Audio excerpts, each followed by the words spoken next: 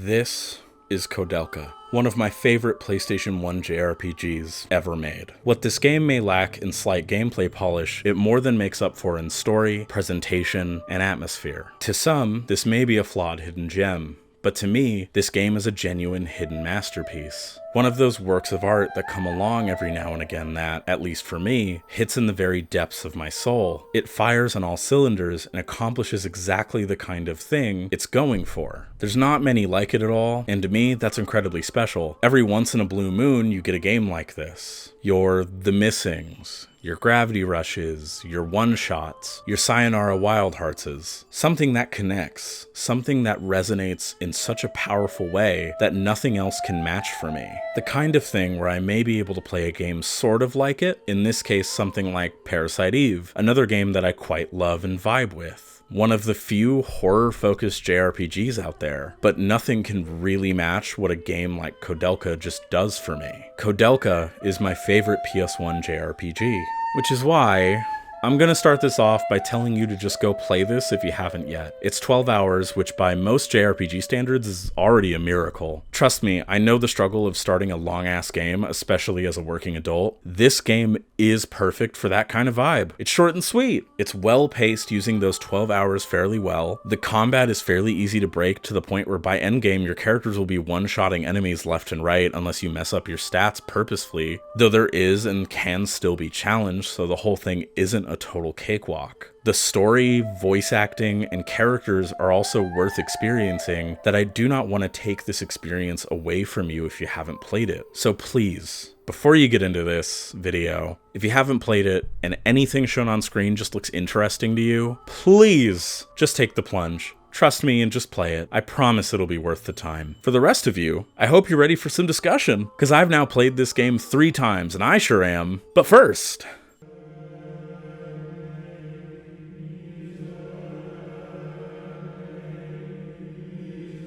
emulate this game. Do not, I repeat, do not spend $250 fucking dollary dues on eBay for this. The devs are not getting it. It's not legally available in any other capacity. Supposedly there were talks in like 2015 of a PC re-release happening, but for some reason that isn't very clear. It just kinda didn't happen. My only guess is whoever owns the rights probably said no, but like, who knows. Anyway, I'm making my stance on emulation as clear as day because people are mad weird about it for like 0 reason. If there is no way to purchase a game for any modern platform, emulate that shit. If they are not going to any kind of effort to preserve or maintain the work so more people can be exposed to it or get into it or whatever, emulate that shit. Games preservation is on companies, but it's also up to us. If it wasn't for emulation, I would have never discovered or played this game in the first place. It's frankly the same with a lot of games that for one reason or another I never played as a kid and has no modern re-release or anything on modern day platforms still to this day. There are so many games that without emulation keeping them alive would just be lost to time. Emulation is always morally correct. Fuck anyone who says otherwise. Emulate Koudelka unless a good modern port or release is made. If that happens, support the devs. I will absolutely bang the drum of support for it if it's good. That's my take.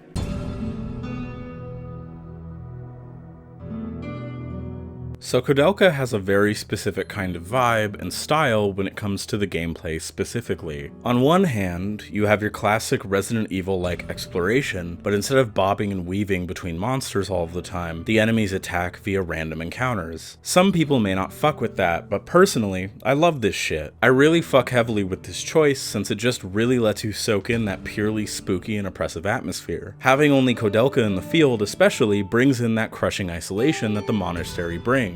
All of the little creaks and cracks filling this long, emptied and sullied place.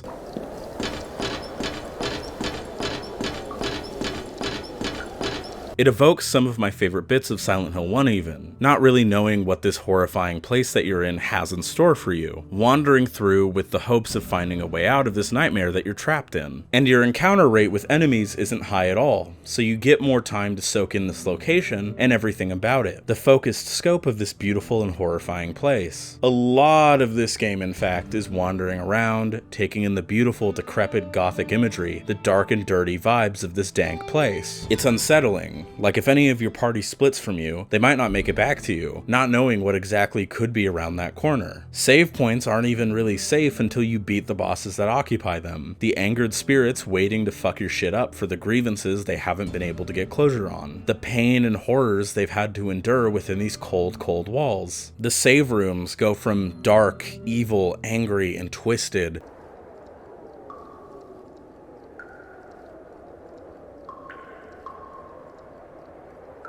to calm, serene, beautiful, and relieving.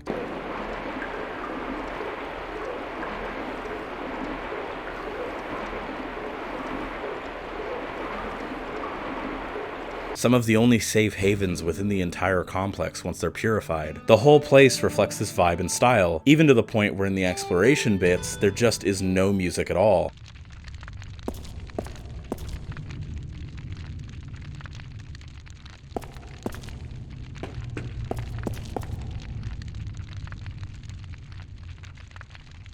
Sometimes to a bit of a fault, like in the final chase, but I think this tends to work so well that even in its sloppier execution, the overall intent works out for basically the entire game. I especially love some of the areas more in Disc 3, how places of worship and faith were corrupted by the lingering spirits of the many dead, most in this place killed under quote-unquote righteous and holy people. This place clearly has history, left cold and dark until you bring life to them once again. You wander this place, these walls, looking for items, weapons, ammo, keys, notes, letters, anything to figure out what happened here and why exactly Koudelka was summoned here. It's one of my favorite video game environments. It drips with so much Nosferatu's castle kind of energy, some Crimson Peak, Pan's Labyrinth, Black Narcissus kind of vibes. Shit hits real fucking nice. I also really love how a lot of the text pop-ups give the game a feeling of being guided by an enthusiastic horror tabletop RPG DM who's super excited to see you find the things they set up for you throughout this really rad one-shot they've made for you to tackle. And thankfully, the controls to get around aren't tank controls. Koudelka moves in whatever direction you are pressing. This game controls so genuinely well for the time, which legit shocked me that of all games, this would nail even just getting around so well. This obscure little horror JRPG that pretty much no one talks about addressed a problem that some survival horror games at the time really didn't. Okay, Parasite Eve did too, but they fucked it in Parasite Eve too, so ha! I don't know why I'm being mean to Parasite Eve. I love the first game. Rip by Abrea. She's never getting a good game again.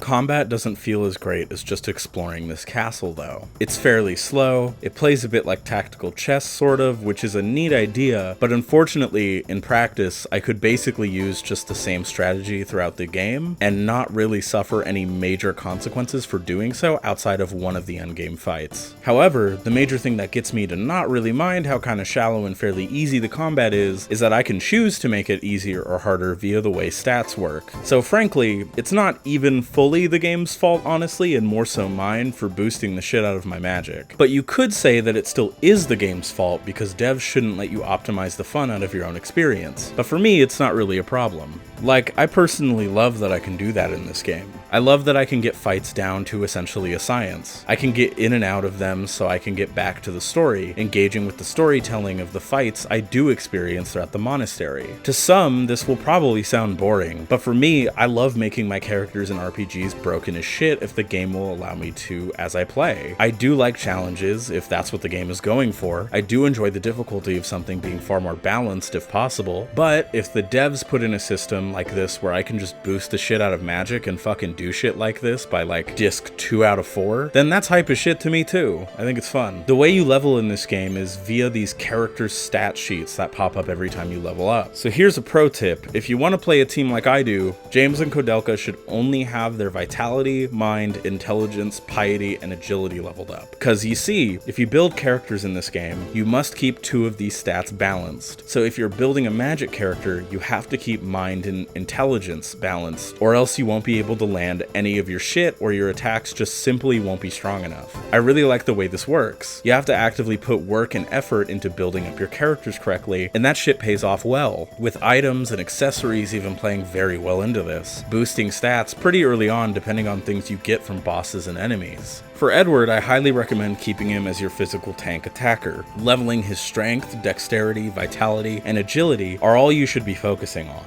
But what's great about this system is that you can ignore me and build your characters however you want. If you want Koudelka to be a more balanced fighter, you can do that if you want to. If you want Edward to be able to do some more magic, then you absolutely can do that. It feels very freeform and like it kind of breaks the mold of the classic structure. Like they have things that they just naturally lean towards doing more from the beginning of the game, but if you want to change it up or go for different builds, you can do that if you want. It's really cool. It feels like a really nice approach to difficulty in a lot of ways.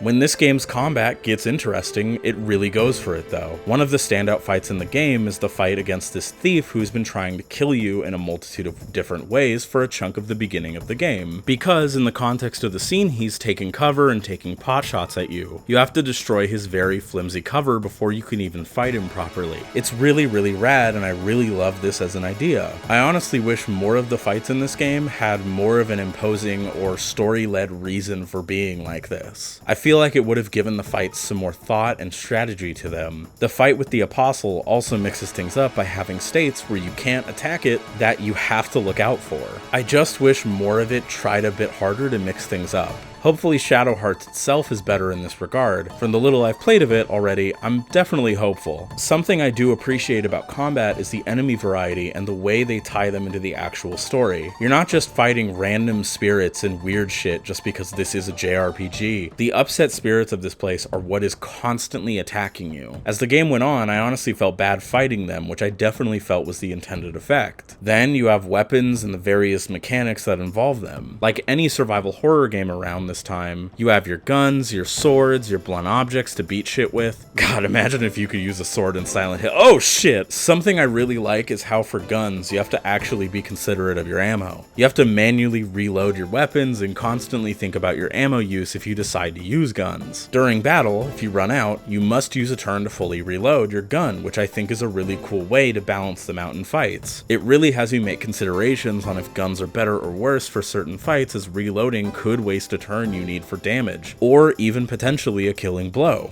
It's neat. You can also get higher level spells by just continually using that spell, which feels like a nice and rewarding way to progress them. My only real complaint is that it takes a lot of fights and uses to do so. By the end of the game, I only had like 2 spells leveled with only 1 leveled to max on Koudelka, so I think that could have been implemented better, but I still like the idea of the spell progression system in general here. However, there are 2 major things this game decides to do with combat that I fucking despise, with the first being breakable weapons. This does not make the game scarier or more tense, this just makes shit annoying. It makes you burn through or just hoard a bunch of shit, and later on I wasn't even using anything I had outside of guns because I just didn't want to deal with this shit at all. It doesn't give you any indication of what the current durability of your weapons are. Plus, if one breaks in battle and you need to switch to another, there is no way to check how the new weapon equipped will affect or change your stats until you're out of combat again. It's really fucking sloppily implemented. In more pure horror games, Silent Hill 4 also has this problem, and it's also annoying there as well. Weapon durability isn't fun.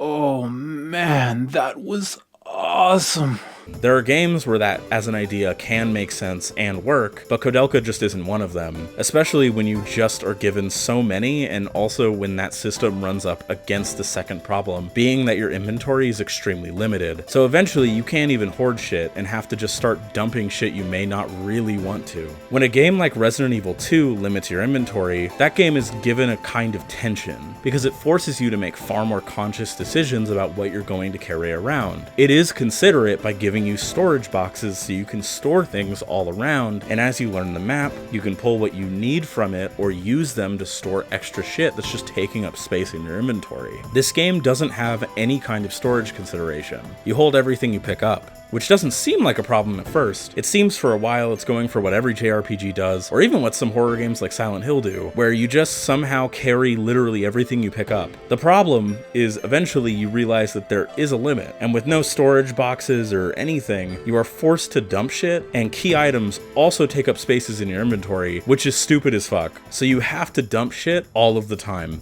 Thankfully, this isn't really a major problem until I would say near the end of Disc 2 and the beginning of Disc 3, where you're gonna actually start using pretty much all of the key items you're picking up anyway. I ran into it again a little bit in the end, but it thankfully, while still annoying, was more dealable since I had a lot of shit that I could just dump. It's just fairly annoying that I had to deal with it at all. These are pretty big stains that make dealing with aspects of the combat annoying, but again, they're not so huge that they ruin the game in any sense. To me, it doesn't ruin the game, and the fact that combat becomes a cozy cakewalk so I can get back to the excellent story makes it worth it. I do absolutely think a lot of this could be improved upon, but as the games become Shadow Hearts, to my knowledge, these systems never really get expanded upon, which is what it is. We can just hope that we've learned things since then in games as a whole, though. But it seems that we haven't learned shit. Looking at you, Breath of the Wild.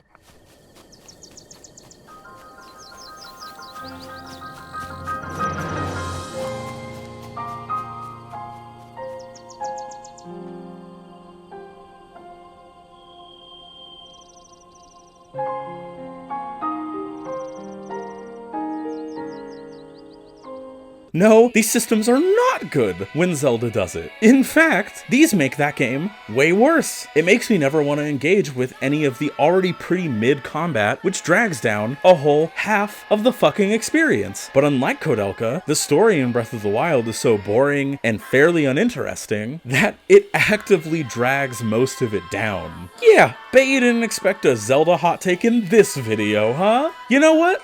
Fuck you. Twilight Princess is the best game in the series. Let's just lay them all out there.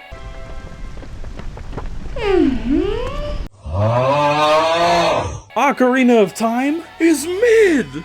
I'm sorry, I don't know what grabs hold of me there. You know, just being so correct, it just takes hold of you. As for the puzzles in this game, they really aren't that great either. They're not terrible or anything, but they range from extremely easy to figure out to where is the hint to finishing this? In this random corner? Tier. It's a pretty boring mixed bag. A very clear first attempt at a game like this. I really wish there was more thought or effort put into them. Like, I really like the music box puzzle actually and the counterbalance one, but the rest are just kinda whatever. At least the utility and purpose for them being there actually makes sense due to who was running this place, and the spots they pop up tend to make actual sense and are well integrated, but I just wish they were generally more interesting.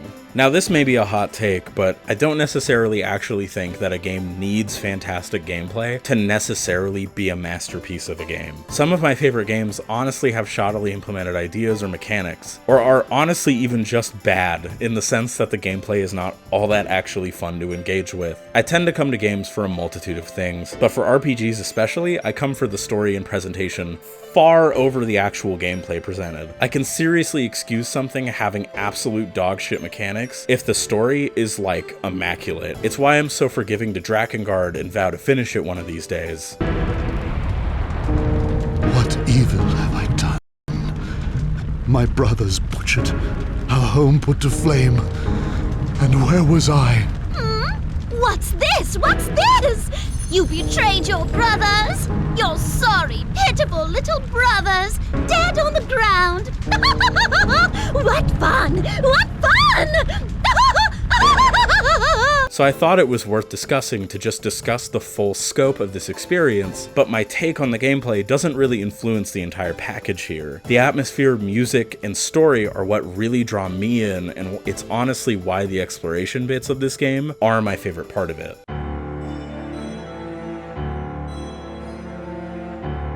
Now, you may remember when I brought up this list in my 13.2 video. FF13.2's soundtrack to me is like greatest of all time level. It is absolutely up there for me with like the Nier soundtracks and No More Heroes. Koudelka is on that list of goated OSTs for me for a very distinct reason. This OST is beautiful.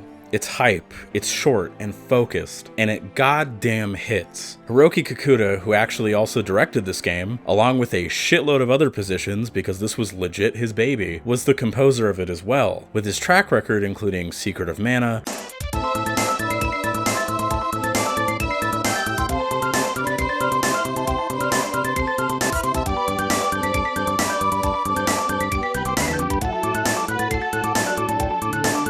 Trials of Mana,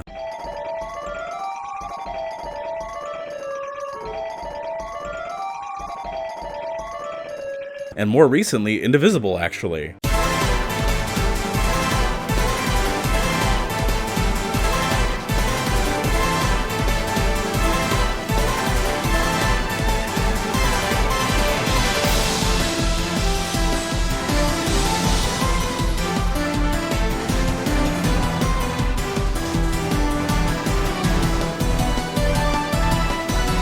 I honestly love seeing creatives branch out and take the lead on projects that they're clearly very passionate about. I think it leads to the tone and vibe of it really coming together fairly well too. Like here, it absolutely pays off because with him on basically every level of the development of this project, Kikuta is able to shape the music to match exactly the kind of vibe he's going for with this game. Requiem, for instance, is the perfect start to the entire journey.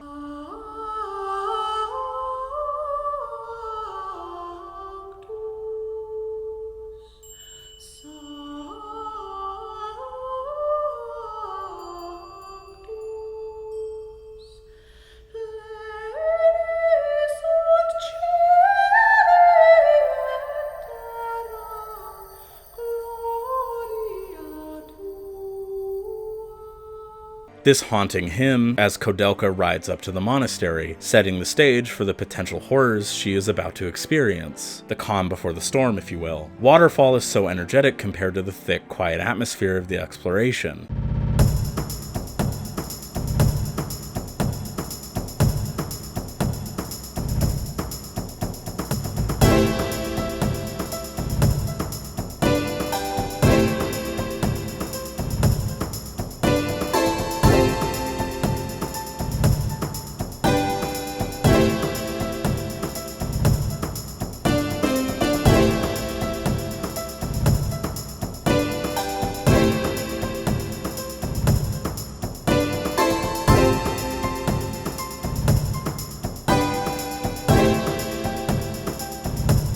It feels dangerous, like a snake rattle kind of danger is applied to it. That flute especially bringing in a reminder that you could die here.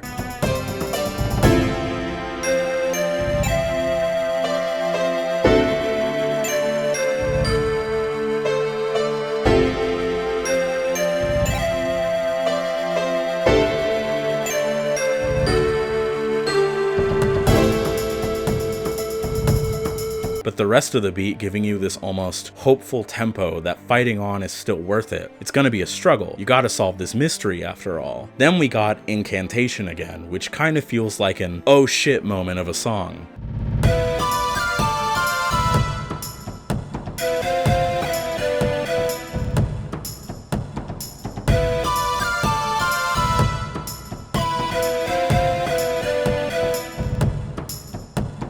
It feels like you've stepped into something you're out of your depth in. You can overcome these odds, but this is going to be a struggle. The synth on this fucking hits especially.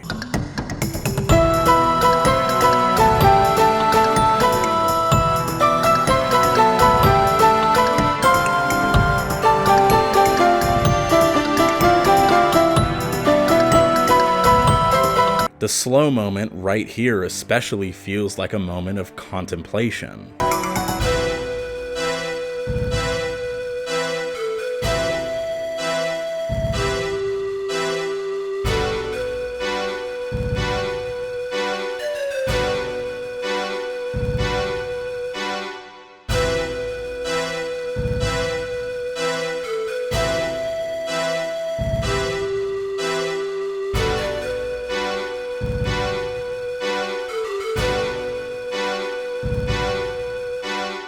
Like someone slowing down to strategize what exactly would work best in this situation. Patience feels like a fight starting up after a revelation has hit.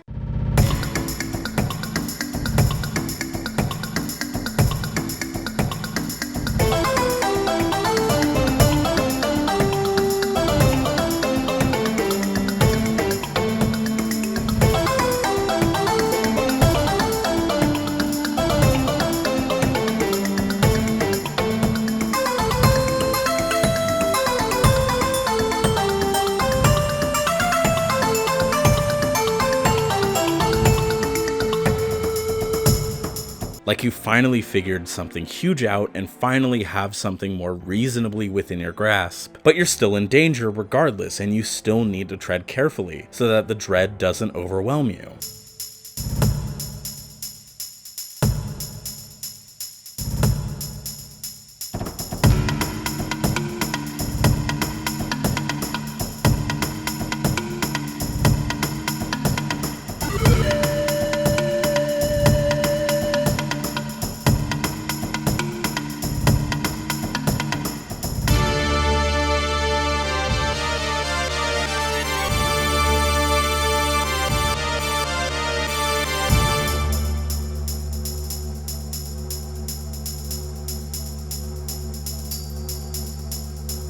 Kiss Twice, my favorite of the battle themes, is a perfect song for the final fight.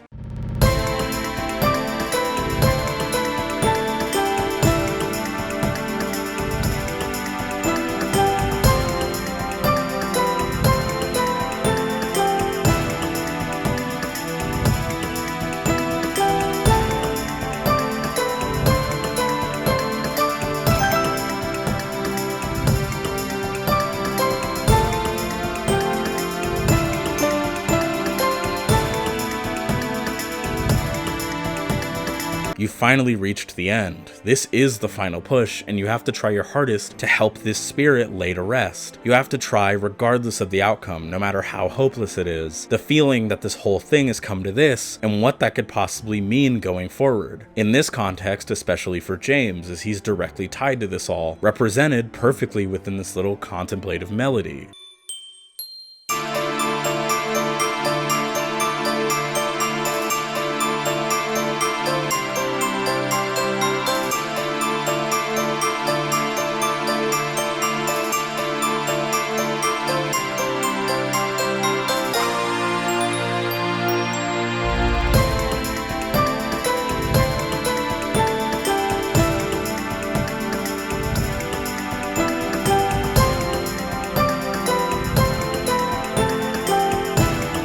It's beautiful. The more haunting tracks that tend to play over some of the cutscenes or FMVs, with not the best of names like Scene 7B, conveying the cold, oppressive dread that this monastery carries with it and builds upon with building tension.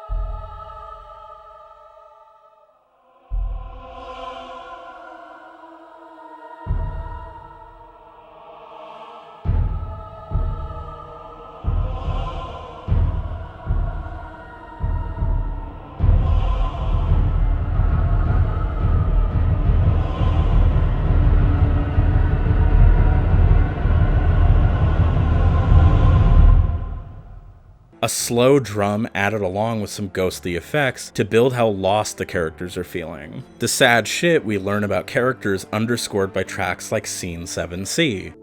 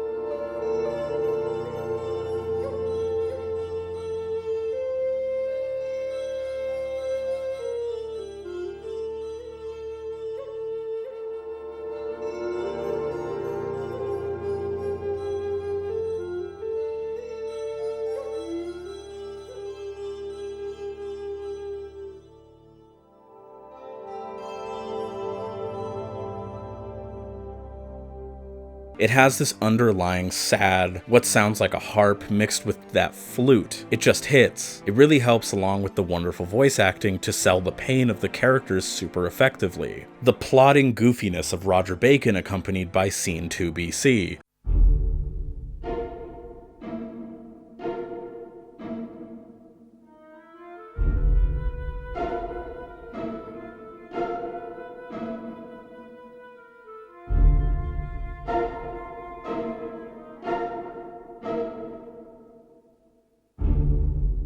A goofy and mysterious kind of track. Good use of piano and violin are used here to just get across how goofy this motherfucker is. Or the terror of Scene 15B.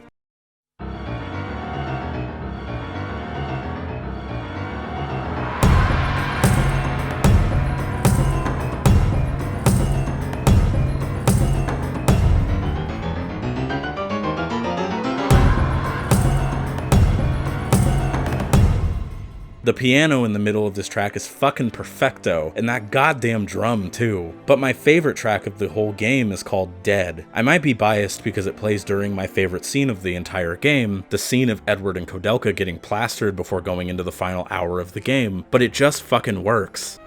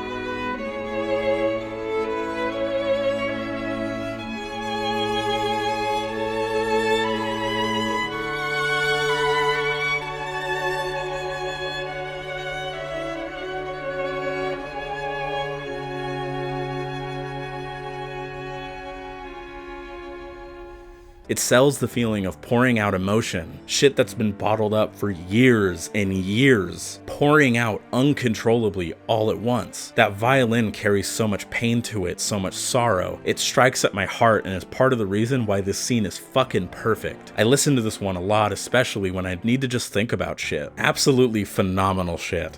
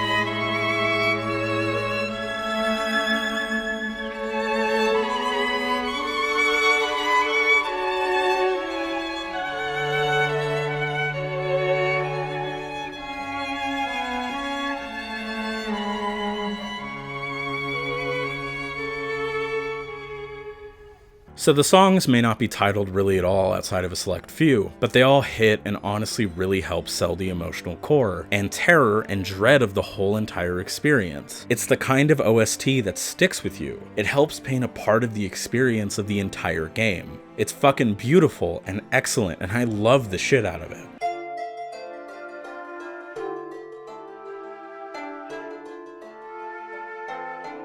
Now we're at the main event. This is why Koudelka to me is an absolute masterstroke of a JRPG. I feel like Koudelka is really good at building its cast and keeping it so they all matter majorly to the story in some kind of way. It's also not only extremely empathetic, but also puts major importance on writing these characters as actual people instead of just generic anime tropes, going as far with this vision as to mocap the performers for the actual cutscenes, making body language as majorly a part of the characters characters and their characterization as anything they actually say in this game as well. Along with getting actors who were generally theater actors, this led to the characters themselves feeling far more convincing in their performances, and actually is still some of the best voice acting on the PS1 for the time. I'm cured. Yeah, and so I cured you, so what? You? You cured me. But I was almost dead. I'm confused. So you really are an angel? Don't be foolish. Do you really think that there are angels on Earth? I'm no angel. I'm just a medium with a little curing power. I'm Edward J. Plunkett. I think I seriously love this dub even more than like MGS1's, to be honest. Everybody fits their characters well, and you can measure the entirety of the performances due to that body language. It feels like you really get a good feeling, an idea over who these people are. I think it's the key ingredient to helping make this story one about tragedies, atrocities, the people that commit them, their humanity along with grief and loss, and how that genuinely affects not only yourself, but those around you due to your actions, as phenomenal as it is. It's a complex tale about pretty bad people doing pretty terrible shit, with really only a select few people getting out of this decently clean in the end. So, I think we should start this off with... What a dark and depressing building. Even with the temple, you can't feel the presence of the Lord's light. I can't believe I stepped foot in this place. Where all have gone, and all must go, to be the nothing that I was. I have born to life and living woe. Lord Byron, no? I am not an admirer of his. In the first place, his poetry is unrefined. And who gave you the right to judge the refinement of poetry? Poetry should delve into the depths of the souls of the faithful. And others. It should inspire the soul as to Alexander Pope or George Herbert. If they have the power to do away with these evil spirits, I'd choose anyone. Even that dear old carpenter's son. you love so Blasphemous! much. Pagan! How dare you utter such words of sin? To seek help from someone you've never met before is ridiculous, especially when people are dying from hunger every single day in London. They're all filthy and immoral little beggars that deserve to die. Koudelka, Edward, and James are the main characters of Koudelka. There are a few more than just them, but these are the three who are around the most and you spend the entire game with. Koudelka is cold and distant at first. Literally, when she meets Edward for the first time, she heals him, but legit thinks about just ditching him at first. Hey, what about him? He's dead. Really? Thank you. So I guess my time is up. Hey, Angel. I'm not gonna ask you to take me to heaven. But will you pray for me at least? Are you out of your mind? There's no bloody way I'm going to pray for you. But I guess I owe you because you saved me too. Only really letting him tag along because he did kind of save her ass with the gun he chucked to her, and she sees him as useful to her survival in the long term. She has psychic powers that she has had all of her life, she generally keeps to herself, is fairly short with people and pretty defensive, and tends to instigate arguments, especially with James. Is that Montaigne's signature? Oh, that's a Caravaggio. Unbelievable, truly. Why have these treasures been forgotten? Treasures. If these treasures can be contributed to the Vatican, their value to Christianity is unquantifiable. What a discovery! Do you remember what this place is? It's not just a monastery, it was a prison. People were executed for fighting each other for supremacy. These treasures must have been taken from them, soaked with curses and hatred. You'll be cursed if you worship those things. I am a busy man that does not have the patience to teach you the importance of faith. But I will tell you why we have found these treasures. It could only have come from the guidance of God. God sees all, He knows all. Got it? Preach to the converted. Who we'll get to. Underneath all of that though, she's incredibly empathetic to the dead, the spirits that call to her she feels compelled to help. She wants to help them rest. She hates humanity but see the dead at least as worthy of her time and energy. She's been through some fucking shit, which, we'll get to. And it shows, but even through all of that, she wants to help people. Edward is a punk. You're too early, Angel. I'm not dead yet.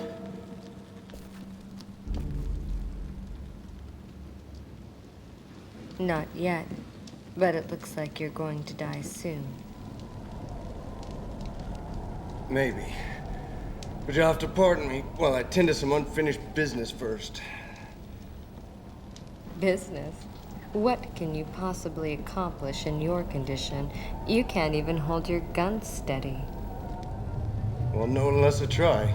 He's the kind of dude who in a worse written game would be the main character of this, but he's not, and this game understands why he shouldn't be. He's a plucky young adventurer dude, based on writer Edward Plunkett, 18th Baron of Dunsany, who is going from place to place, seeking adventure and glory. He views the whole expedition as a game, as a place of horror, but as some fun ride to go through. He's the type of dude who will absolutely beat the shit out of you if you bothered him or annoyed him. He absolutely fucks around, and all he really wants is validation from his dad. He's fairly dumb, and pines for the days of colonialism because he thinks the adventure of it would be fun. He sucks! He straight up kills the thief with zero hesitation, which, while shitty, I actually gotta give him that one specifically, because that guy also sucked. Thieves can be exceedingly honest, you know?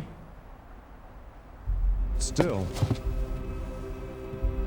he did try to kill us. For that.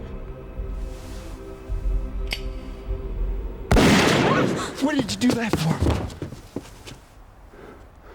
And was actively trying to kill you, and probably would have killed you if you let him live. But it's still a fucked and awful thing to do, with not even a discussion with the other two about it first. He's rash and impulsive as well as extremely childish. He jerks off about literature constantly too, quoting his favorite stories constantly to show that even for a dumbass, he sure is well read, along with showing where his hunger for adventure came from. I am not bound to please thee with my answers. Do all men kill the things they do not love? Hate any man, the thing he would not kill? Then we got James. He sucks even more. My head. Oh, what happened? Oh, yes, that's right. That monster. Oh.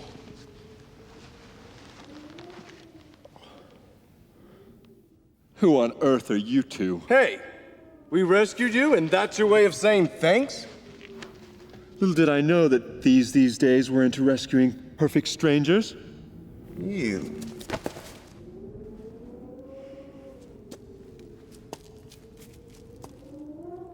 My name is Koudelka, and this is Edward.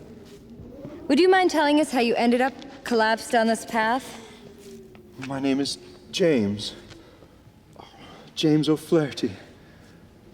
I've been searching for something, and it took me to the monastery. Little did I know that it'd become a breeding ground for demonic spirits. Then how did you get in here dressed like that? Through the main gate, of course. The caretakers welcomed me with open arms. That husband and wife team? And the food? Was there no poison in your food? What are you talking about? Are you out of your mind? Those caretakers tried to poison and kill us. That's not funny. I find it inappropriate for you to try to dupe an upstanding believer of the Christian faith. So nothing happened to you then? Of course not. Not until I encountered that monster. Yeah? And we're the ones who took care of that monster. Far be it from me to expect any words of gratitude from you. I see. And I can tell from your appearances that the power of your faith alone was not enough to smooth things out with that monster. It wasn't the kind of problem that faith alone could solve. Ugh. James is a priest who came from the Vatican to find the emigre document, which we'll get to. When you first meet him, he's a bigoted, classist piece of shit who judges everybody for not being loyal to the word of the Lord, and for being poor. Oh, how James despises the poor. You can't label all those dead bodies as thieves hunting treasure. I saw plenty of dead women who were cut up and mixed in with the mummies, and they were pretty fresh. Yeah. Strange. Even if I were used to seeing dead bodies, I'd be vomiting. So it is that couple. But why? Fools! How could such a kind and faithful couple be cold-blooded killers?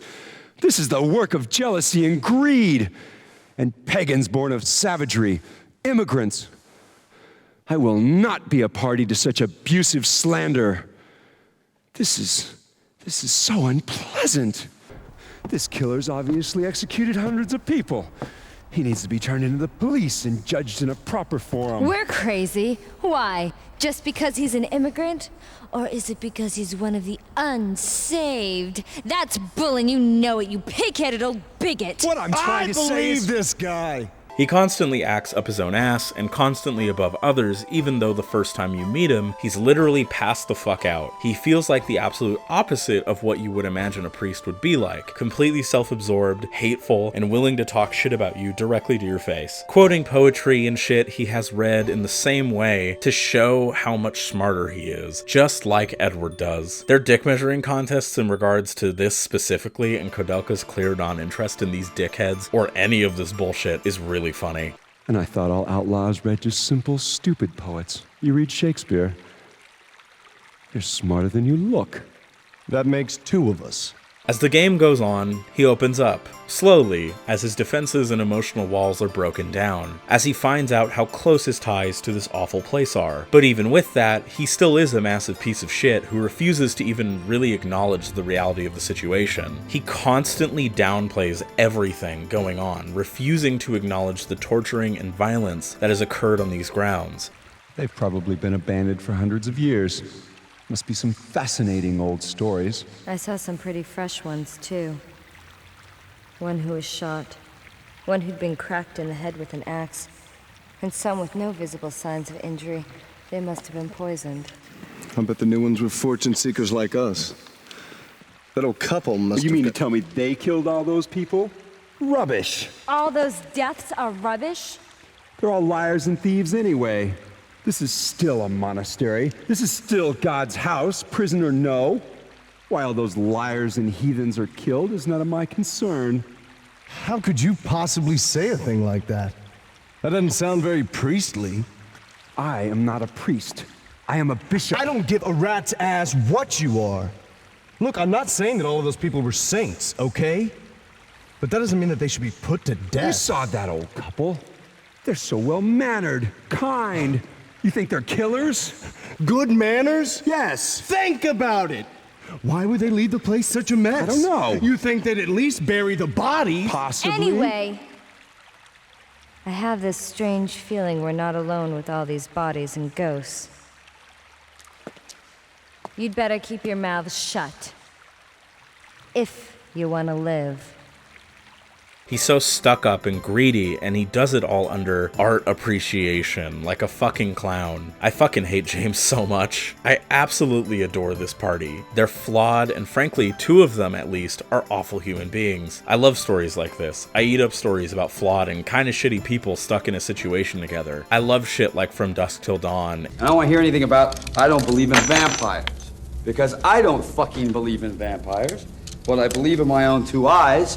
And what I saw is fucking vampires. Now, do we all agree that what we are dealing with is vampires? And the first Saw, or honestly, even just stuff about assholes and flawed-ass people like Burn After Reading or Phone Booth. I totally couldn't give a shit. Come on, Stuart, don't disappoint me. Use your imagination. You'd shoot me if you got the chance, wouldn't you? With a big fucking smile on my face. There's the spirit. When it's well written and well considered, that kind of shit can be compelling, and here it absolutely is. These people clearly can't really stand each other. They bicker, argue, insult each other, and they fight constantly. They can't agree on anything outside of trying to figure out what the fuck is going on. But otherwise, they're at each other's throats till the very end. Even when they come to better understand each other, they still bicker a bit, and it's really interesting. It's something that you don't end up seeing too often in JRPGs. More than just characters disagreeing, but flat out characters who kind of despise each other. Not that no other JRPG has ever done this. Tell me, are there any children here? Fear not, they have been evacuated. So there are none here. A pity. They're so sweet.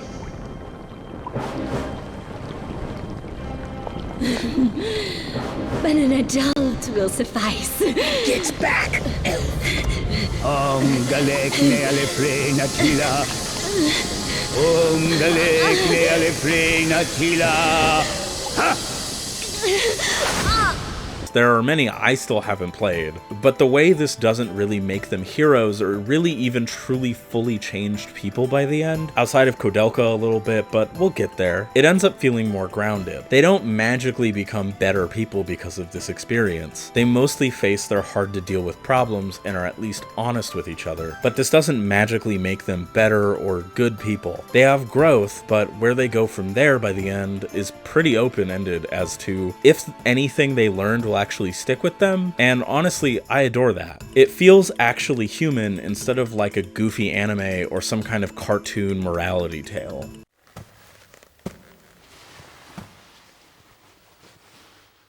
What? What is that?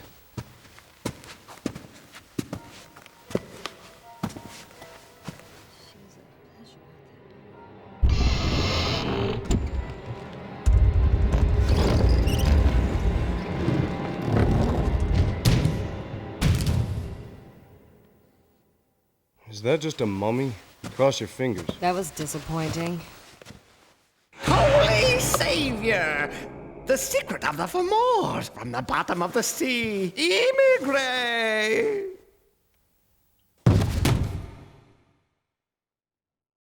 I'm gonna be real, I have no clue where else to really bring up Roger, so I'm giving him a small section here as a bit of a reprieve before I get into the super heavy shit for the rest of the video. Roger Bacon is a goofy mummy wizard who's been alive for 600 years. He's pretty funny and a nice bit of levity to the horrible shit you constantly have to see and be around the entire game. He mostly exists to explain important plot shit and play comedic foil. He most importantly wrote a complete copy of the Emigre document, which we'll go into after this. I promise, I know I keep bringing it up. Anyway, just thought I should bring him up, but honestly, I really didn't have much to say about him. I think he's fun, but he doesn't really add a shit ton to the story itself, but I felt wrong leaving him out. Now, to the sad shit. Yeehaw! Oh.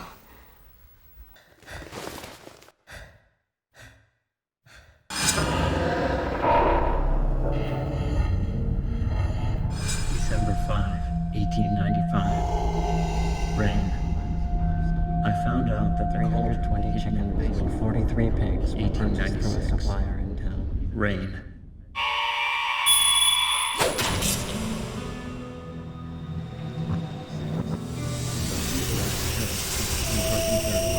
How I have been awaiting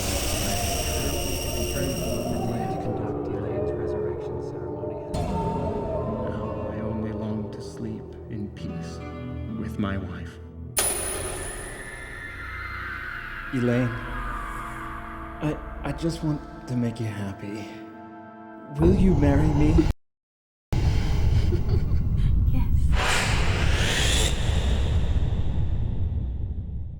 The manor itself stands as its own character, really. Used as a prison years and years ago where dissidents or annoyances to the monarchy were held, many innocent people who may even have just been in the wrong place at the wrong time were kept here and horrifically treated and tortured. One of the bosses you fight, an undead mummy in a wedding gown, died in this prison, kept here after the king wanted to forget about the woman he'd promised marriage to, but backed out last minute after finding a different woman, forced to wear this wedding dress because the guards thought it was funny, the cruelest a joke could be to someone in a situation like this, a constant reminder of her betrayal. She was left to rot here, forgotten by time, just like that bastard wanted. This guard's diary details all of the horrific shit the prison was used for, the horrific practices used by so-called religious knights and wardens, the bodies strewn about everywhere being proof of this. The guard writing the diary hated the shit out of this place and the people that ran it, but due to obligations and monetary needs, had to stay and carry out some horrific shit, growing almost numb to it. In a way, it drove them crazy by the time a bunch of people stormed the place and killed all of the guards. By that point, after everything they'd seen and done, after all of the atrocities they were a part of, death at the hands of the people was the only way true retribution could be granted. They called out to God in the hopes that maybe they would be forgiven for these atrocities they carried out. But who knows? It gives the place and the constant knights and mummies you fight some wonderfully awful context. The hell that this place was and continues to be is even channeled through Koudelka herself at one point in a fairly effective scene. This building is full of dead bodies and skeletons. It's full of ghosts and spirits. Oh, I can feel them. Oh, my head hurts. I got a bad feeling about this. Horrible. Dear Lord, please save these lost souls. This must have happened a long time ago. Oh, and the power is so strong. If I can channel some of these spirits, maybe I can find out what happened here. Channel the spirits? Shame on you. You two should be praying for their souls. The spirits floating in this room. I can let them possess my body so they can talk. Oh, the reason I came here is I heard the cry of one particular female voice. She was... I will not stand for this. Not only do you not believe in God, but now you're going to disturb the spirits? Shut up! Would you stop bothering me? Oh. Chains and darkness. Oh. Death. Oh no. Oh, there were so many of them. This is hell. What? What's going on? Oh, they were imprisoned and tortured and, thousands of them. Kill them! They cut off my fingers. They crushed my legs. They smashed my head and cut out my guts. They took everything from me. They locked me up and chopped my body. Oh, my eyes! Oh, my ears! Oh, they're burned! Help! Help!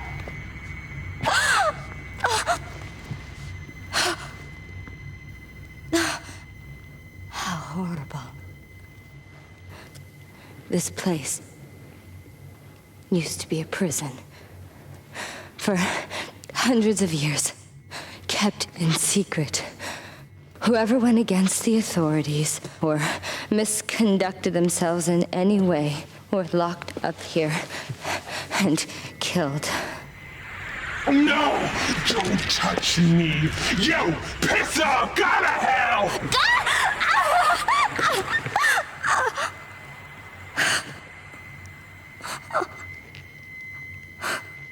This place is stained in blood already.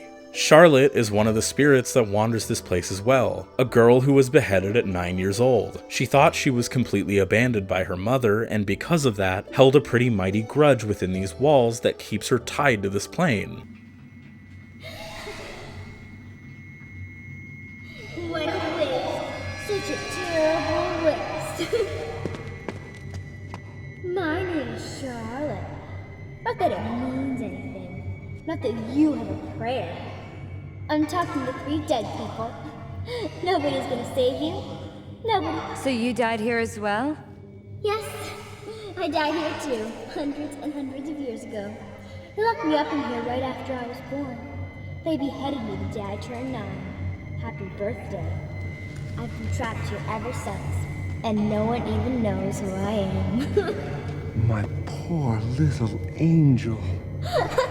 Poor little angel? Me? Save your pity for yourself. You'll be dead within 3 days. Not true. I don't know what your circumstances are, but I know that your mother loved you very, very much. My mother? I don't know her face, her name, where she came from. Nothing. You're telling me that means nothing? From the day I was born, the day I died, no one ever loved me. And I never wanted to be loved. Just die! All of you! Just die!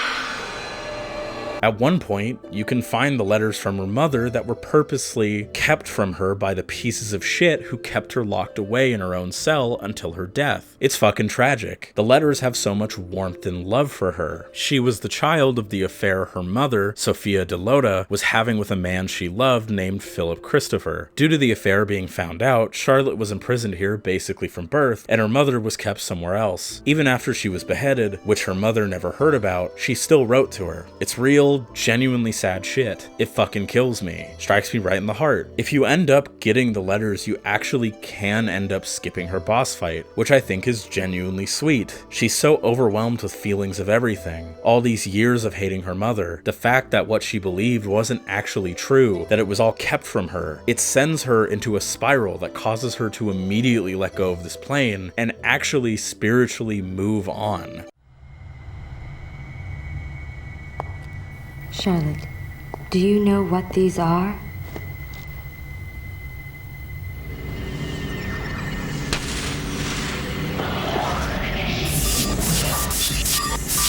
They're letters from your mother. My mother? Letters? There's so many.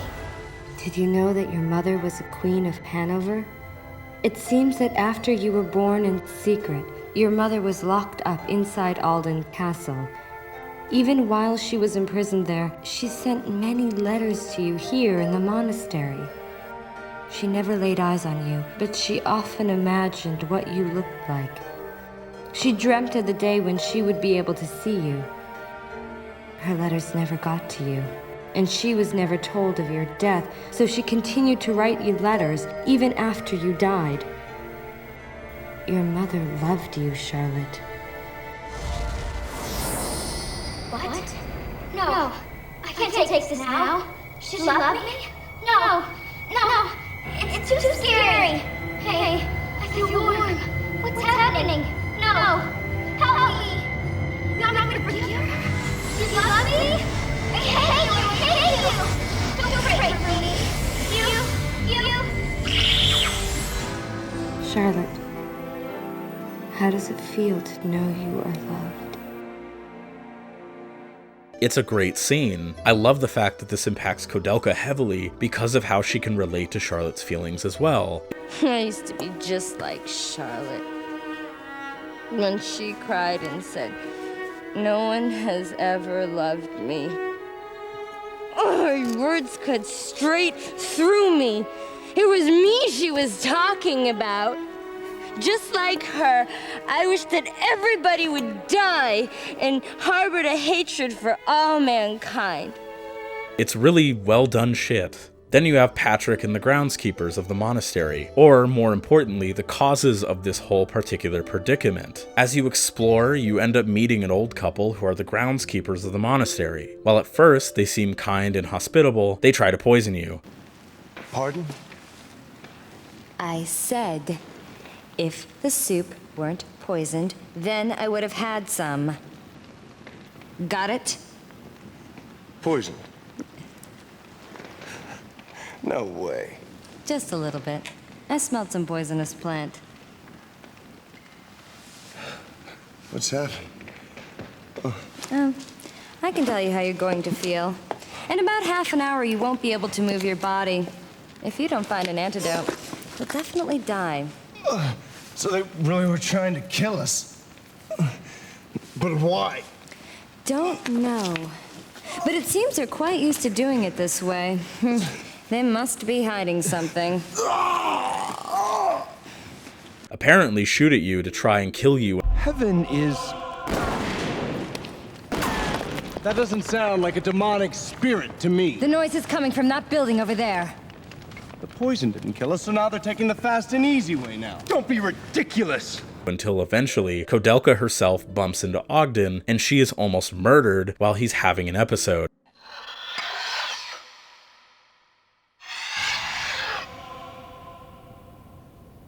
Are you awake? These ruffians!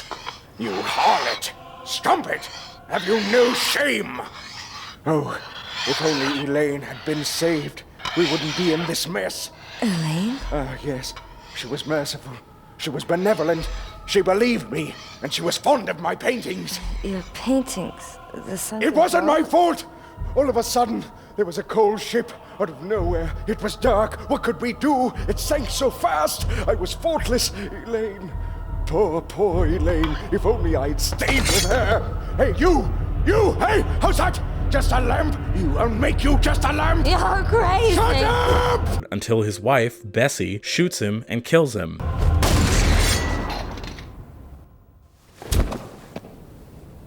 Honey, let's stop this now. It's time to stop. It's okay.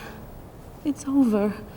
She explains that his ship, the Princess Alice, capsized and killed a shitload of people, driving him into a major depression. That is, until he met Elaine, Patrick's wife, who believed that the accident wasn't his fault and was helping him emotionally recover. Tragically, Elaine dies when a thief breaks into her and Patrick's home when he's away on business, and Ogden is unable to cope with it and ends up helping perform his horrific experiments to try to resurrect Elaine. His grief and his pain from both of these drives him to the point where he thinks kidnapping and murdering people in the prison's fucked up torture chambers is the right thing to do. Bessie stood by and assisted where she could, only finally doing the right thing in the end by finally shooting her husband. At that point, he was so far past the point of help and general reason, and given the circumstances, I can't really blame her for seeing this as the only real way out. She regrets all of it. She regrets her part in it all, and she knows that both she and Ogden must pay the price, eventually turning the gun she used to kill her husband on herself.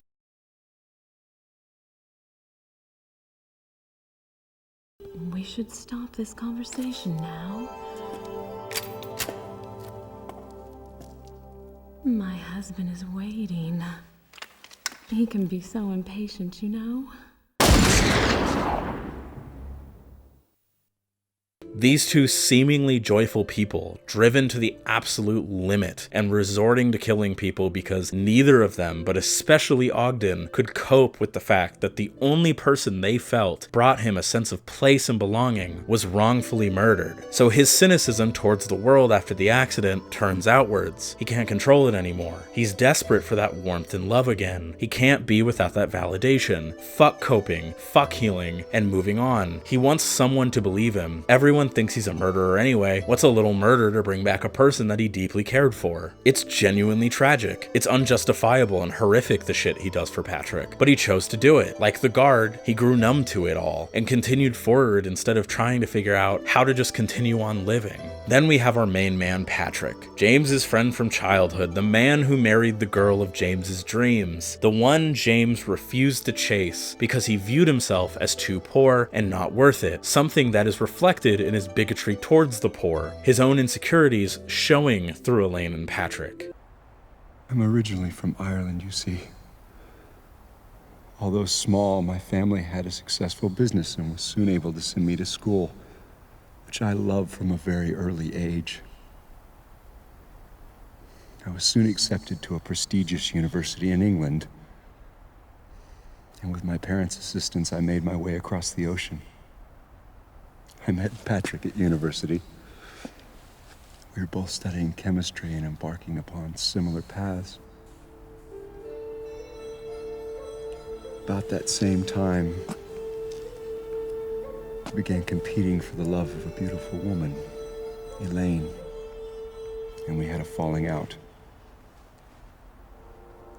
I loved Elaine with all my heart. Omnia vincit amor. But love does not conquer all. I soon discovered that I lacked the social status and inheritance money necessary to properly care for someone so well-bred and sheltered as Elaine. I gave up my suit and made way for Patrick. To ease my pain, I joined the church and left the secular world behind. And being the perfectionist I am, the Vatican made me a bishop in charge of some very important matters. But it's been so hard to distance myself from one's emotional attachments. Although I had not seen them for 20 years, I wished them all the best in their life together. And if it hadn't been for this, I wouldn't have thought twice about seeing Patrick again. That's right, Patrick. How can this be? He promised me he was going to take care of Elaine and make her happy. What could have happened? Once Elaine dies, Patrick is so overwrought with grief, he decides the best move he can make is to steal the Emigre document, a Vatican document that tells of how to bring back spirits from the dead and other occult, cursed, and forbidden techniques that the Vatican safeguards, in order to bring her back to life. At first, he views animal sacrifice as the way to do it, explaining the countless amounts of animal spirits you end up fighting because of it, to no avail. The cauldron requires blood after all, but it doesn't specify what kind, until he realizes that the cauldron requires human sacrifices. Even though what he's done so far is heinous enough, that's not even the worst part of things yet. He finally decides to start kidnapping women, luring them in and chloroforming them. Ogden helps him do it too because, like stated before, he's extra desperate for any chance for Elaine's resurrection. For a while, after the 3 women are kidnapped, he doesn't know what to do with them. He's even tempted to just stop this before he finally crosses a line that he can't come back from. Unfortunately, he's so desperate to have Elaine back that he murders all 3 of them and throws them into the cauldron, which pleases the cauldron, but he needed more. Eventually, he relied on the slave trade as well, because to this rich white man, of course slave labor was worth murdering in large droves. He didn't care who he murdered, just like the others, he grew numb to it. His man pain needed to be satiated. So fuck the poor, fuck these women, fuck these slaves. They have to die so poor Patrick can have his wife back. He ends up trying general experiments as well. One of them you can find if you're clever.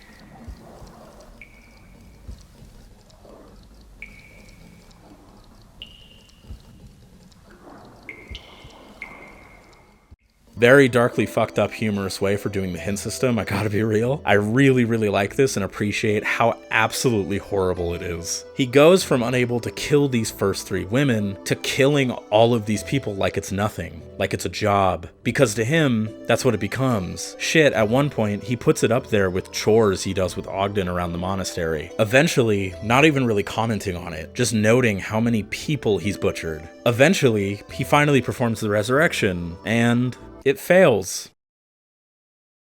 A demon takes over her corpse and resides within a flower at the top of the tower. Her soul did not return. All this murder, all these bodies, all these souls that were exchanged, all of the spirits that now reside here on top of the spirits that were already here, it was all pointless. They didn't get Elaine back. So what was the point? Why did he cross this line? Why did he murder all of these people? What was the point of any of it? Selfishness. Patrick, like James, was a bigoted, selfish piece of shit. Elaine didn't want that. Her spirit, which Koudelka can call due to her powers, makes sure that that is known. Elaine, I haven't yet come to terms. Please tell me how this happened to you. Of course I will explain. James. 18 years ago, I was murdered by some thieves that broke into my home. I was helpless. Both Patrick and Ogden were out on business. There was nothing that anyone could do. I will not accept this. This should not have happened. Yes, Patrick responded the same exact way. He could not accept my death. He spent years and years perfecting his craft in wizardry and tried everything in his power to bring me back to life. Resurrecting the dead? Is this for real? Hey, we're not talking about Frankenstein here. Frankenstein? That novel written about 100 years ago? He was taking it very seriously.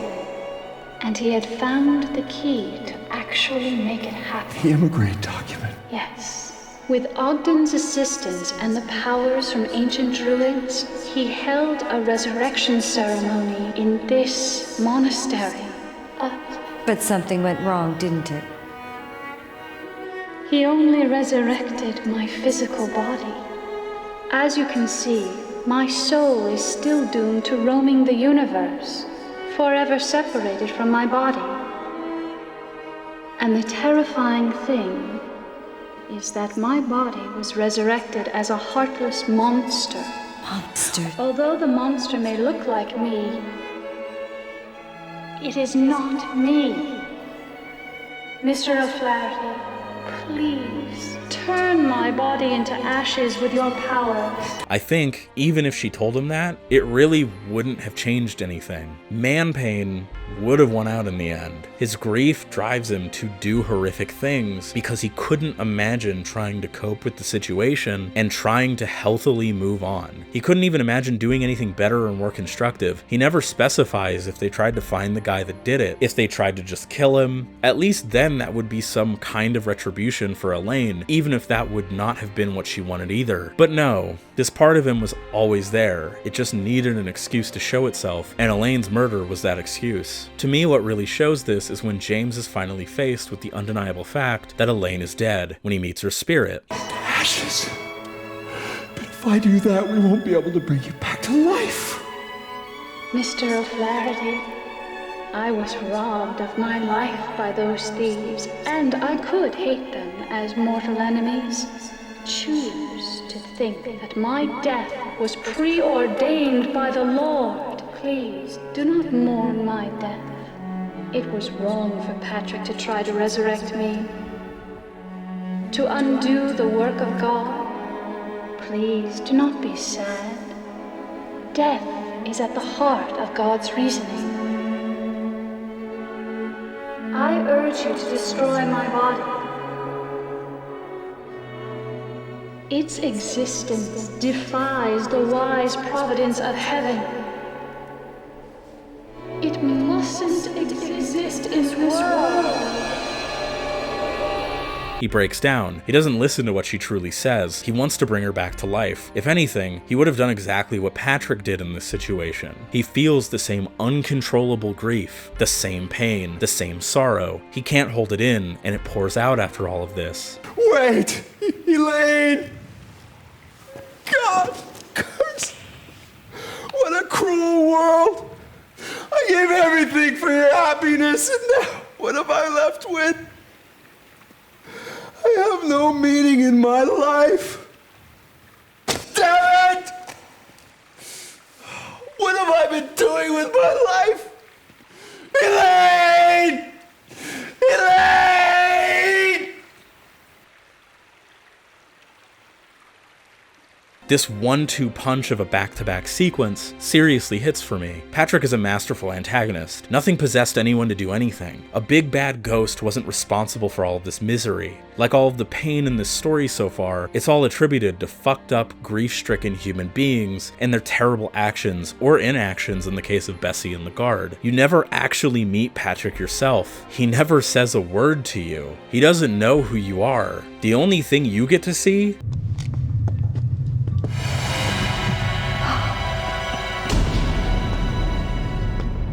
is his corpse. He didn't get what he wanted, so he killed himself, his body now puppeted by the same vines he manifested into this awful place. His grief has fully and completely won. Patrick's story is not about Koudelka or Edward or even James. James is only really involved by complete coincidence because of the Vatican and ends up happening to already know Patrick and Elaine. But Patrick still causes harm to them and to you. Really, everyone who's done atrocities in this horrific place does. He still causes all of this grief and misery. His grief and his inability to deal with it, and his willingness to harm others, instead as a way of lashing out at the world for what he thinks is unfair, ends up affecting you, the player, directly. Not only is he hurting the cast with shit that they have to fight and deal with through that whole game, not only do his actions make other characters' situations far worse, like Bessie and Ogden, who again were already looking for an excuse to be worse, but his actions, along with the other awful shit, is now affecting you, the player, It's masterfully done. Absolute genius play. There's not a big anime villain who monologues at you. There's not a guy who has all these answers or this master plan to end the world. There's no reveal that it was actually some super powerful spirit that possessed Patrick or any of these people that made them do these things against their will. This was entirely under Patrick's control. This is his fault. This is Ogden's fault. This is Bessie's fault. This is the guard's fault. This is the prison's fault. This is Charlotte's captor's fault. This is the monarchy's fault. This is the fault of human cruelty disguised as necessity and authority. You have a diary of atrocities and monuments to all of their sins, a hell of their own creation. Patrick's done everything he wanted to. If he needed to kill more, he wouldn't have stopped. Why should he? Elaine isn't back. It shows the absolute worst of these people. The way they perpetuate pain as a means of what they feel is just retribution to the cruelty of the world, or under orders from people perpetuating cruelty for cruelty's sake. But in the end,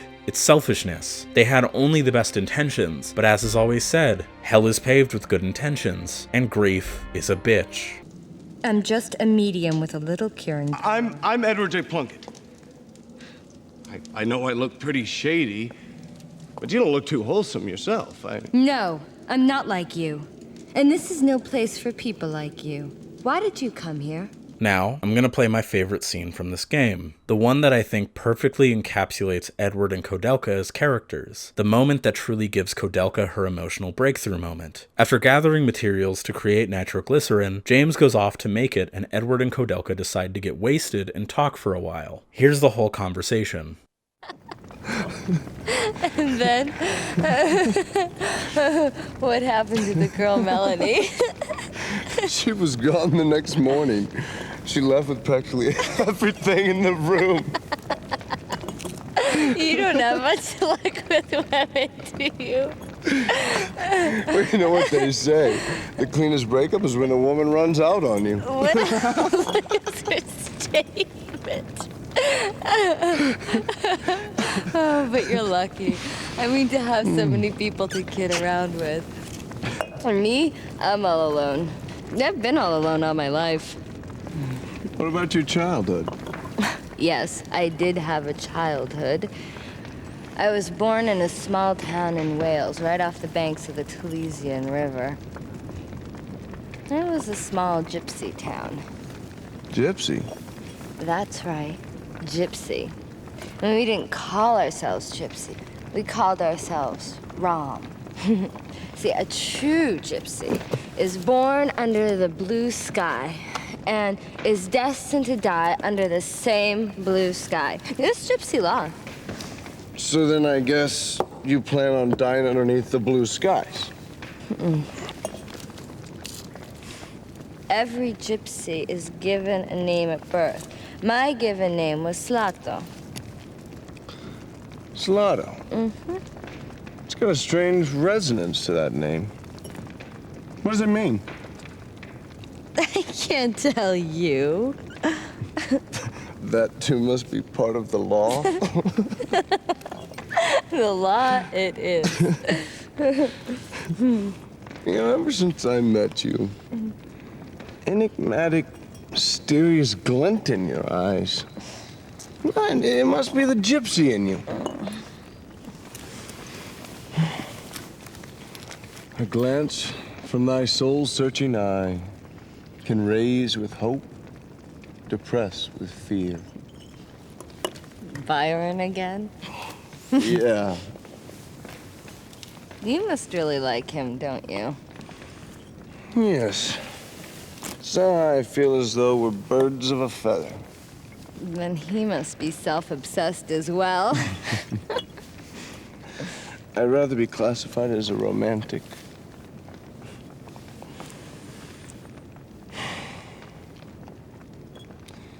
My father was a strict man and couldn't forgive his son for failing academically. He blamed my failure on the time I wasted inventing adventures, dreaming of a utopian landscape. I was brought up to believe that dreams, the power of the imagination, as well as all the things I loved as a child, were useless, a complete waste of time. It was as if he was telling me I was useless. And then again, it may be just that. I think I was probably born too late. By the time I was 15, everything there was to be done had already been done.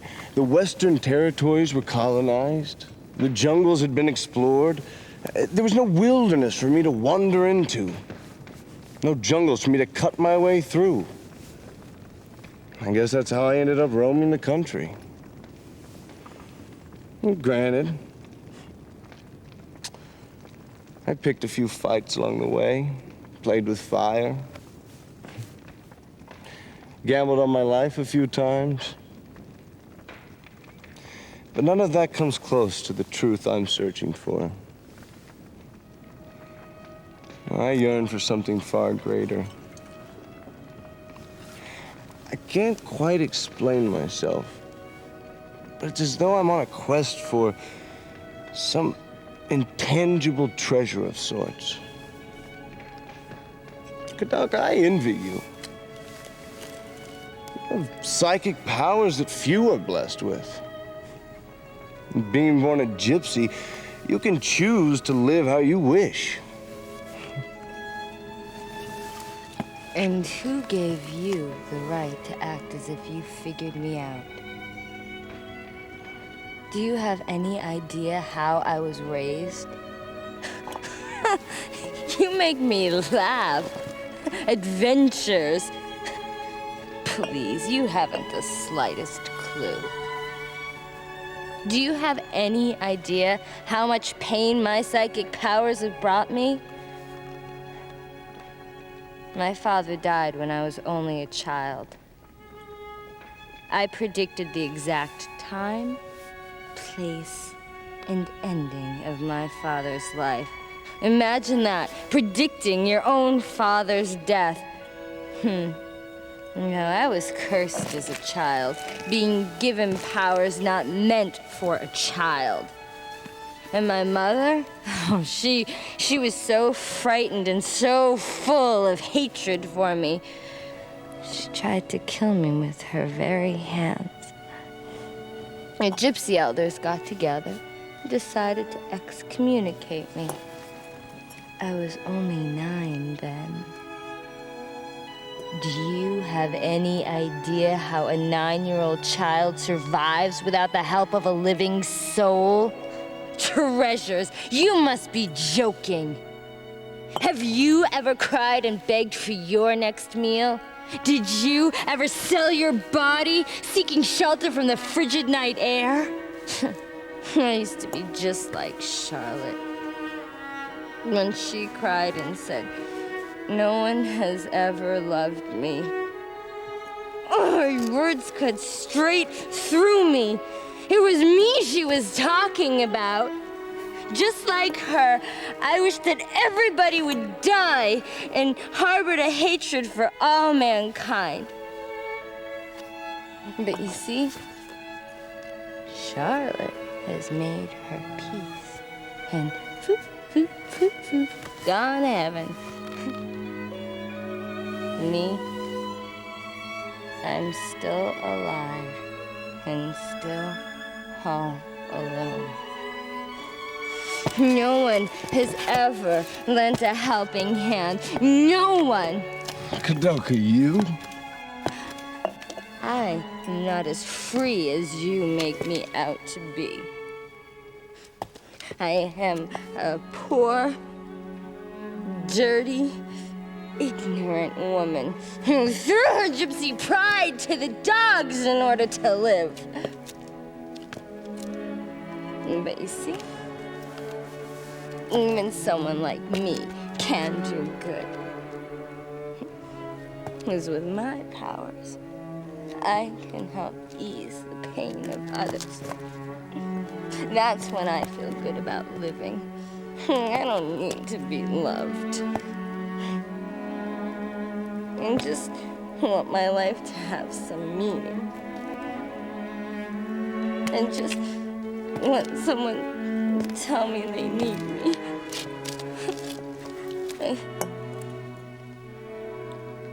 You.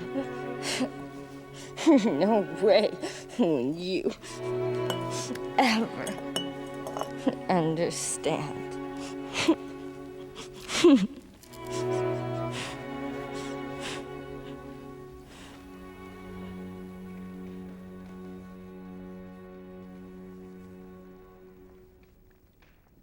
This hits.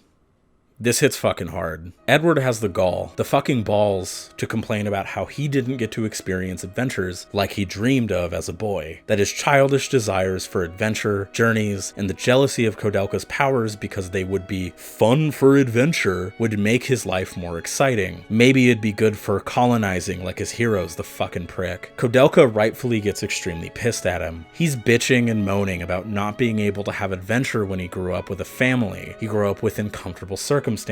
He grew up not being outcasted for having powers. He wasn't banished from his home. He willingly chose to leave. He wasn't forced to leave for what he was or what he could do. Koudelka lost everything. She relates to Charlotte simply because she understands that hatred towards her mother, towards the world. She never blames Charlotte for what she does. She has nothing but empathy for her in her actions, especially once she finds the letters. She starved. She sold her body for shelter and security. She did what she had to do to survive. This fucking man-child has the fucking audacity to try minimizing her pain and her life experiences to go on about some childish bullshit about adventures. He wouldn't give a shit about her at all without her powers. He would view her as just another woman. The anger in her voice builds as the emotions start pouring out. She hates herself. She envies Charlotte for being able to move on. All she feels able to do, the only way she feels able to live, is when she's helping spirits. Spirits never betrayed her like humanity did. She found her own way and just wants to feel like she has a purpose to something, some reason to keep going on living. This is her life's mission because she needs some purpose, some reason. Any reason to continue after everybody has either used her, abandoned her, refused to help her, or left her. She feels truly and absolutely alone otherwise. So this is her purpose. This conversation is the most direct tell-all about both Edward and Koudelka. This conversation alone is a great example as to why the characters and their dynamics work. It puts everything about these two completely into perspective. Why Edward is the way he is, so childish, so aloof, so fucking shitty, so enthusiastic to just kill someone for the thrill of it. Why Koudelka is so empathetic, cold, and why she has such a sharp edge to her. When she balls up on the ground at the end, I fucking cried. It's so raw, so human, so well performed. The mocap, the performance. It's insane as fuck that this was on the PS1, and it's even wilder that no one talks about it. Genuinely, the fact that I didn't hear a single goddamn thing about this at all for years pisses me off to no end. This scene inspires me. This scene is why this game is my favorite. This scene is why I'm making this video. This fucking hits. I want people to play this. I want them to recommend it to others. I want to live in a world where more people experience this shit because it's so fucking goddamn good. It's fucking beautiful. It's some of the PS1's peak fiction.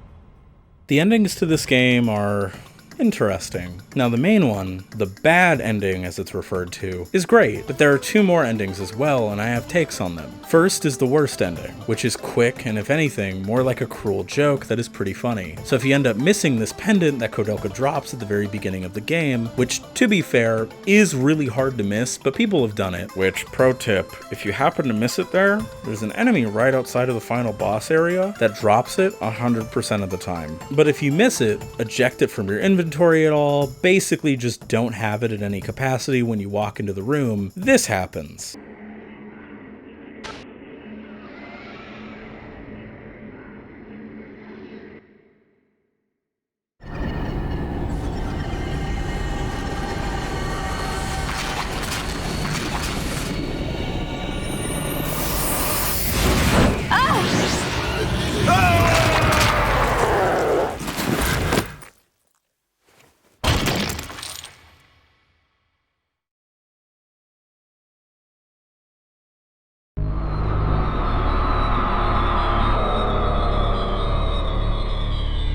That's hilarious. I don't really have much more to add to that. That's funny, shocking, and mad fucked up. Real good Ark of the Covenant shit. It's a good joke. Next is the good ending. So I refuse to go through the effort of essentially grinding shit out to such a point that I can kill the final boss, because this shit is really fucking hard actually, which I like, but I'll get there for the bad ending. So if you beat Elaine's final form, and I'm ripping this from YouTube, thank you Buffmeister for uploading this, you will be credited in the description, this happens.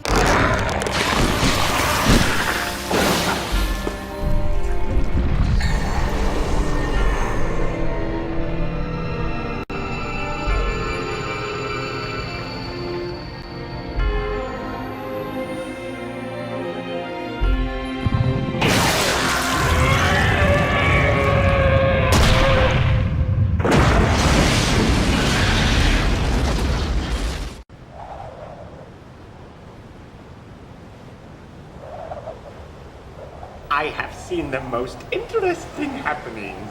It would be a waste to go back to sleep just yet.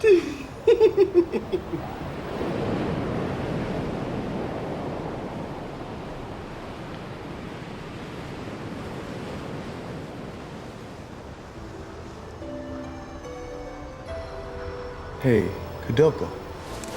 I wonder what she was about to say.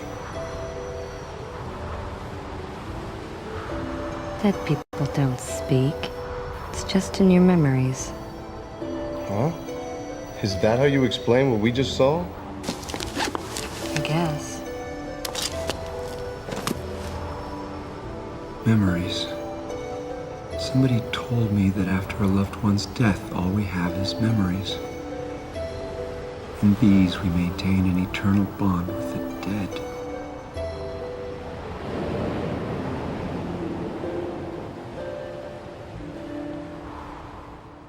It's just unsatisfying. James says a poetic and flowery statement about holding on to the memories of people lost, about Elaine wanting to say something and regaining her humanity for a moment, about Koudelka saying that the dead don't speak. It just feels wrong, like this intentionally was made to be unsatisfying, but I don't believe it was. It feels wrong and like it's way too short as well. It could be going for the core of the we must let go of the dead and hold them within our memories angle of the story, which is a part of it, but I feel like it honestly ignores all the depth and everything else the rest of the game does. It feels incredibly unsatisfying for James especially. Like for how much shit you have to do and what you have to deal with to get it, it's not really worth it at all. It feels like it kind of doesn't give anything any actual closure besides death, but it's because I think the good ending happening at all goes against the point of the story entirely, and I think the dev team honestly understood that. Maybe that's why. I don't really fucking know. I'm not a mind reader, and from looking around, I saw no real interviews with Kakuta or anyone on the team about these endings, so all I can really assume is that the good ending really doesn't add anything to the story and honestly just sucks, so don't bother going for it. If you see something that I don't in it, please let's talk about it. I would seriously love to. Leave a comment or tweet at me about it and let's talk about it. Now, the bad ending. Or what is known as the canon to Shadow Heart's ending, because the devs are some jokesters, some goofy people. That is both rad and pretty funny, honestly. Genuine great throw of your expectations in a really rad way. It's easily the best out of all of them. So in order to get it, you have to lose to Elaine's final form, which is really easy to do, so don't stress about it. So after all this buildup, all this hype, all this pain, you lose. Koudelka, James, and Edward lose the fight because at the end of the day, they're just people. They have abilities, but this monster is completely inhuman. Everything in the monastery up until this point has some kind of humanity attached to it. All of the enemies you face until this point are some kind of creature or person of this earth who can't move on. Elaine's possessed corpse, along with the gargoyle, who might I add, you cannot beat and is an optional secret boss that is also incredibly fucking hard, are both detached from their regular reality. They are both pure fucking evil creatures who are not of this actual world in any capacity. They are inhuman. Everything before was able to be spoken to, understood, or at least seen with humanity, but these two are actually impossible for the group to face or beat under normal circumstances because they are just fairly regular people with some magical affinities. They're not demigods, they're not super strong exorcists, they're not the chosen ones with a sacred destiny, they're just people with flaws and issues and problems. So because of that, Elaine's corpse pretty ceremoniously wipes the floor with them. James fully retreats into his faith, fully surrendering himself to it. He punishes himself and tries to take responsibility for how shitty he's been. He takes the complete burden of Patrick, of all of the people here, and God brings both him and Elaine up into heaven, killing them both for good.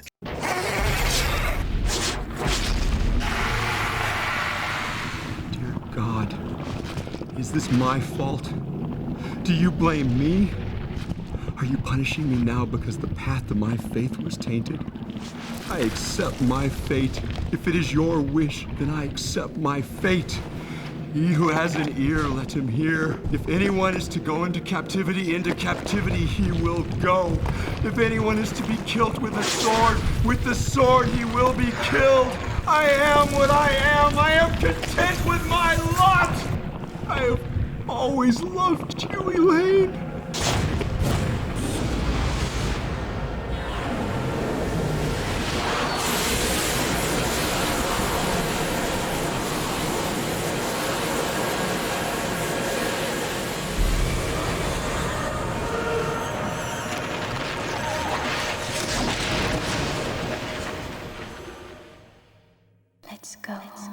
James, let's go home. I have such fond memories of those days.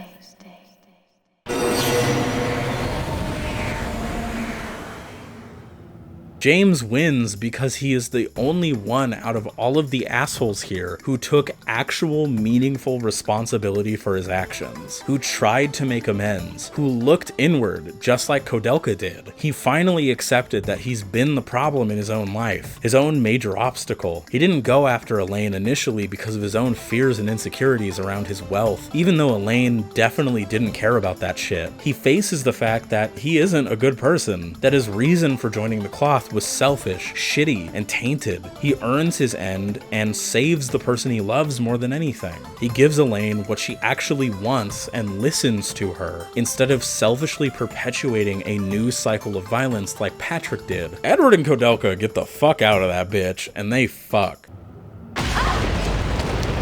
No! Flames are coming this way! Don't be silly. There must be something we can do.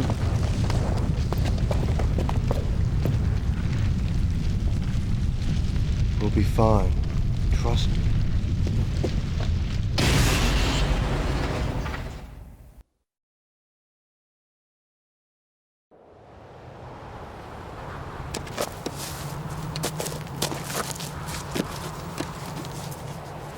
In these crazy times, young people push themselves too much.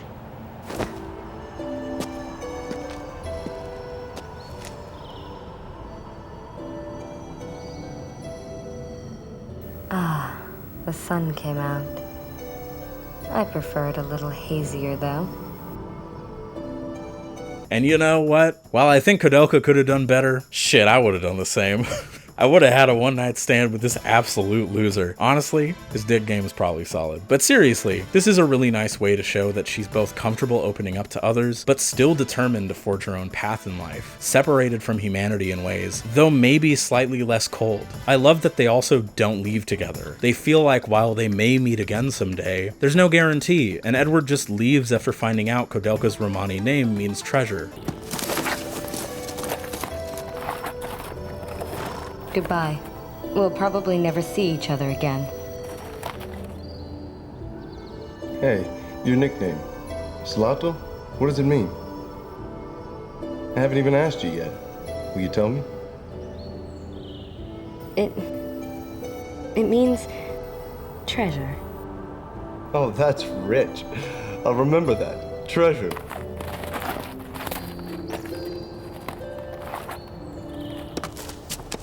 Is it okay, child, for you not to follow him? Yeah, it's okay. I have a feeling that someday, somewhere, we'll meet again. They're not magically incomplete and total love, but they've absolutely bonded after this experience. They have a better and closer understanding of each other. Koudelka has lowered that cold exterior finally, just a little bit. It's a genuinely hopeful ending, that even though all of the people in this hellish place failed, these three, in one way or another, were either able to step up like James did when the chips were down, or they were able to begin to overcome their trauma like Koudelka did, and begin learning to cope and meaningfully share their feelings and selves with others in healthy and honest ways. She's still on her own path and doing her own shit, which I frankly really like. It doesn't tie them to each other, but the fact that this ending felt so optimistic after all of the horrible shit they went through together is really sweet to see. It really is a sweet note for all of these themes about loss and grief and meaningfully being able to let go and move forward in your life. How important communicating your pain with others is vital. How important it is to ground yourself in other people who love and understand you. How trauma can absolutely shape you, but not completely define your existence in the end. How we can all make it. Also, again, the fact that this is what leads into Shadow Hearts is just very fitting, honestly. It feels right and like a genuinely inspired choice, especially for how fucked and weird that game's world is too, and I'm super hopeful that those games continue and expand on the themes of what this game goes for.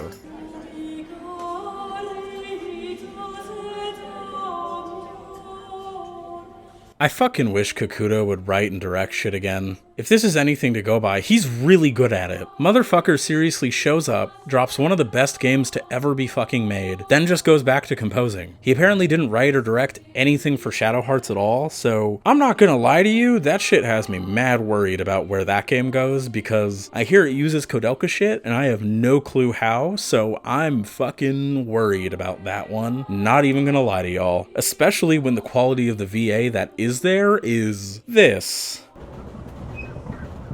It's already past 2300, and it's still a long way to Fengtian. Major Tsuji, what is this about? Why the special train in the middle of the night to escort this girl to Japan? She looks pretty ordinary to me. Hell if I know. There's no telling what the big shots in Tokyo are thinking. Next time I see you-know-who, I'll ask her, okay? Like, I'm sorry, I don't blame the devs on this, and more the localizers, but still, it's just one less consideration that Koudelka actually considered important, you know? Kakuta, please! I won't be all doom and gloom, though. Playing the beginning a bit, there are some bits of this writing that I really do fuck with, even if it kinda is just all of the anime bullshit I praise this game for not having. But we'll see. I can dig anime bullshit, especially well-written anime bullshit, so we'll see what happens before I judge it. This game is seriously, I think, my favorite game ever made at this point in time. That can shift and adjust absolutely like anything, and experiencing more and more things. But seriously, holy shit, this game is so fantastically human, so beautifully crafted, so well put together. I'm so wonderfully happy that this game exists. It's perfect to me. And if you made it through this, and if it seems really good to you too, and you didn't listen to me in the beginning and still haven't played it, I really hope this at least convinces you to give it a shot. Some people say that this game should get a remake. Nah, it shouldn't. I think it would take away everything that this game does well. These performances, these vibes, they can't simply be recreated. Not this well. It needs a modern port or a re-release, but not a remake. Please, for the love of fuck, not a remake. Is it the most perfectest video game ever made? No. But it's perfect to me, and I hope that you can see in it what I see honestly. You have to look for those works that speak to your soul. For me, this is absolutely one of them. Brought to all of us by the realest to ever do it, Hiroki Kakuta and Sacnoth.